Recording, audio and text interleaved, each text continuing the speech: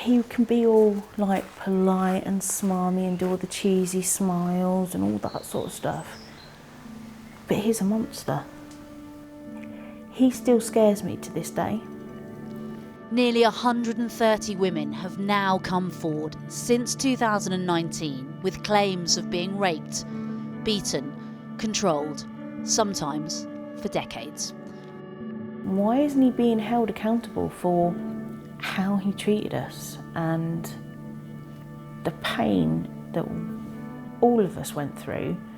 What links all of these women is that the alleged abuser was their serving police officer partner. Everyone is linked in the police. It's a boys' club. Police are supposed to be there to be trusted, and they're not. I can't trust them. A former police commander told Channel 4 News the sheer volume of cases was an epidemic. We have independently spoken to 14 women. All claim there had been a failure by detectives to investigate their own officers. Some even alleged police used their power and status to control and manipulate cases. Many told us there was a culture of cover-ups where survivors felt silenced. It was when I was 5 months pregnant and I wasn't allowed to see people, friends, even my parents, and I just sat crying my eyes out. He sort of love-bombed you at the beginning. He did, yeah. And then his behaviour changed. It could range from, you know, grabbing my hair and making me perform oral sex. He raped me and then said, right, you better get up and do me some breakfast. Hurt my dog, kicked him when he attacked him after I screamed. Your son's had a name for your dog. Yeah, they used to call him my rape alarm. For nearly 20 years, Stacey felt trapped in an abusive relationship. But to the outside world, her husband was a respected police officer. Tonight, we can reveal that Stacey is one of over 100 women who have contacted the Centre for Women's Justice, claiming their police officer partners had abused them. All the women we've spoken to claim that their allegations have not been taken seriously by detectives. Now, there seems to be a distinct theme in all of these women's stories. Domestic abuse carried out by police officers leaves the partners feeling doubly powerless. They have the helplessness that many victims of domestic abuse already feel, but that's compounded by the fact that their police officer partner, their abuser, is part of a system which is supposed to protect them. He was physically violent to our children. Our son has scars on him.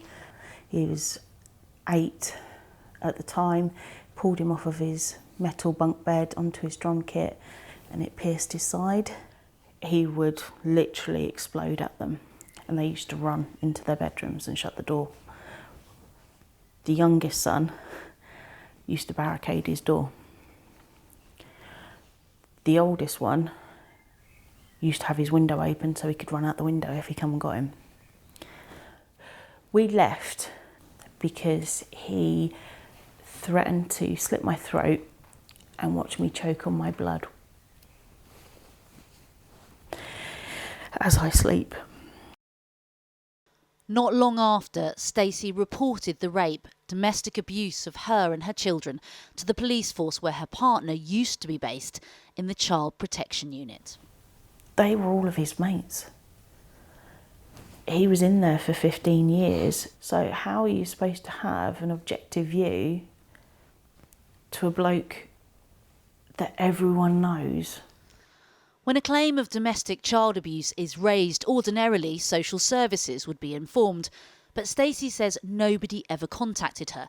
And in 2019, she is told the case against her ex-husband is being dropped. To them, it's case closed. He is able to go and be a predator on somebody else. And he is a predator. We contacted the police force in question, who confirmed her ex-partner, who denies all the allegations, was interviewed, but there was insufficient evidence to proceed, and that details were shared with safeguarding agencies. Of the nearly 130 cases, not one woman feels they've got justice. A Freedom of Information request by the Bureau of Investigative Journalism found from 2015 to 2018 there were almost 700 reports of domestic violence involving police officers and staff in England and Wales. That's more than 4 times a week on average, but police accused of domestic abuse are much less likely to be convicted than the general public. The key theme is the reports being sort of brushed under the carpet, right up to cases where there seems to have been sort of deliberate sabotage, where evidence has gone missing. There are personal links between the suspect and the investigators. So we've got women who, one woman who found out that the investigator was in the same football team in the force as the suspect. So there's that feeling of people are intermeshed. Do you think your ex-partner was given special treatment because he was a police officer? Oh yeah. He has even got a job now within a team which is supposed to protect people. But the force deny the officer was given special treatment. To this day, Stacey's ex-partner continues to work for the police in a civilian role at a unit protecting women and children, while Stacey and dozens of women like her feel silenced by a system which they claim, instead of protecting them, favours its own officers. We've been away from him for like 3 years now. But the legacy left behind is just fear, anxiety, especially when I have flashbacks. So I don't sleep much now because all I do is get memories